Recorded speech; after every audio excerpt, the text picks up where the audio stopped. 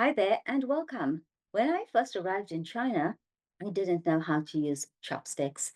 I was given a bowl of rice and chopsticks. I learned really quickly. So, what are we going to cover in today's session? An introduction to cultural etiquette, the key aspects, greetings, personal space, dining etiquette, and gift giving. We will also look at advanced phrases to navigate cultural interactions.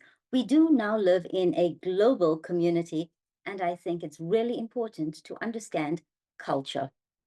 You're also going to be introduced to two idioms. When in Rome, do as the Romans do. And if you've heard this one before, if you know it, please hit the like button.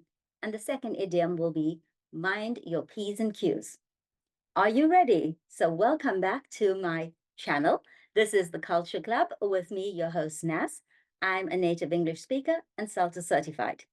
In today's episode, we're exploring the fascinating world of cultural etiquette. It's so easy to get it wrong and make a faux pas. So, understanding and respecting cultural differences can greatly enhance your interactions, whether you're traveling, doing business, or meeting people from diverse backgrounds. So, let's get started. What is cultural etiquette? It refers to the customs and behaviors that are considered polite and appropriate in different cultures. So, here are some key aspects to consider. First up, greetings. Different cultures have unique ways of greeting each other. In Japan, a bow is customary, while in many European countries, a handshake is the norm.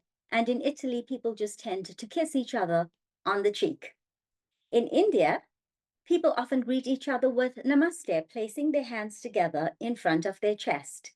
And in South Africa, people say, how's it? And that's a phrase for saying, hello, how are you? Next up, we have personal space. What is personal space? The acceptable physical distance between people. And this really varies across cultures. In Latin America, closer personal space is common, whereas in Northern Europe, more distance is preferred.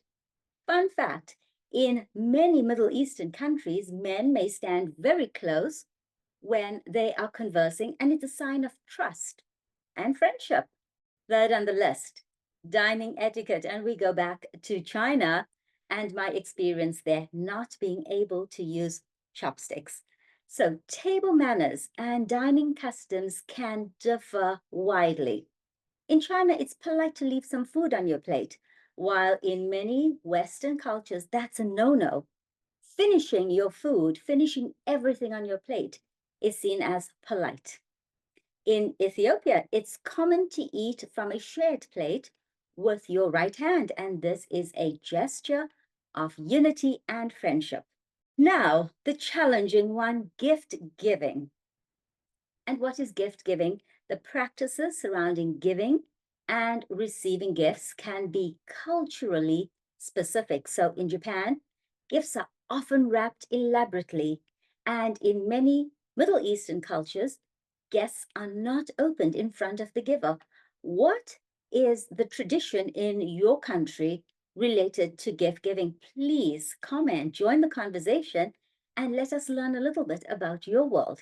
And fun fact, in South Korea, it is considered polite to use both hands when giving or receiving a gift. Now, let's look at some advanced phrases that can help you navigate cultural interactions smoothly. First phrase, could you share the local customs? Use this to politely inquire about specific cultural practices. This is something I always ask before a trip or I Google before a trip. I think it's really important to know the local customs and to respect them. So you could say, could you share the local customs for greeting people? Help me out, please. Could you share the local customs for gift giving?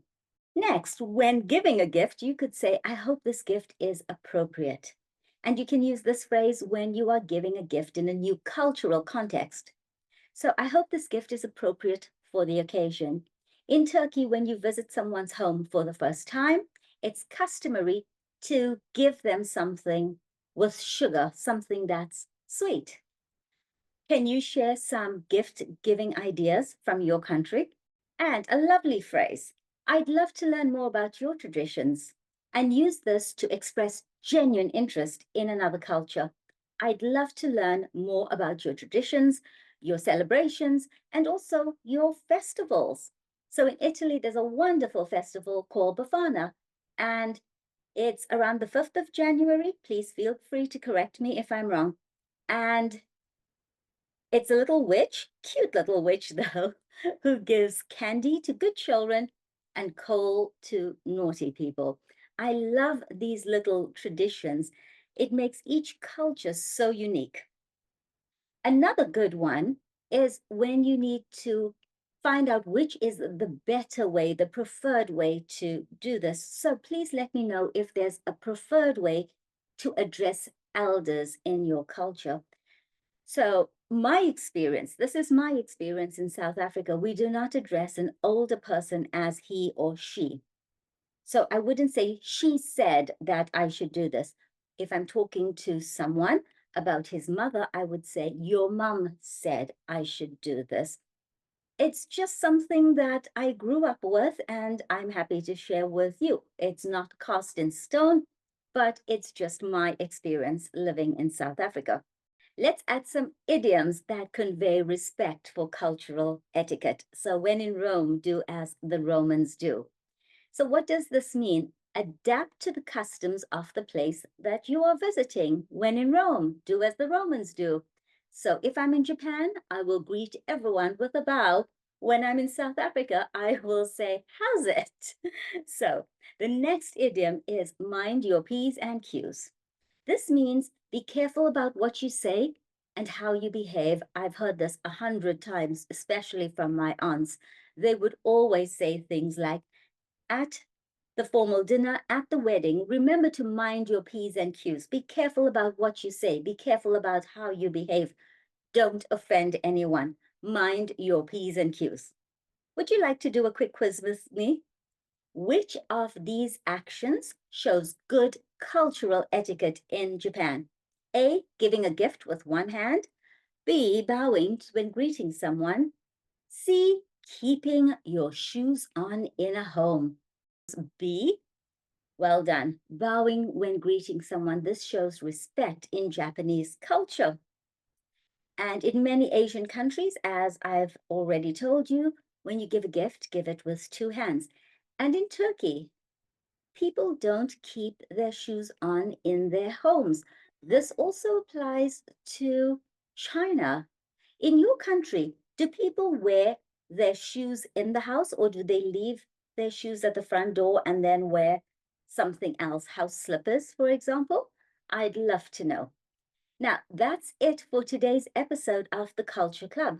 Remember, understanding and respecting cultural etiquette can greatly enhance your interactions and show your appreciation for another culture and also for diversity. If you enjoyed this video, give it a thumbs up. Don't forget to subscribe for more tips on culture and communication. I'm your host, Nas, native English speaker, CELTA certified,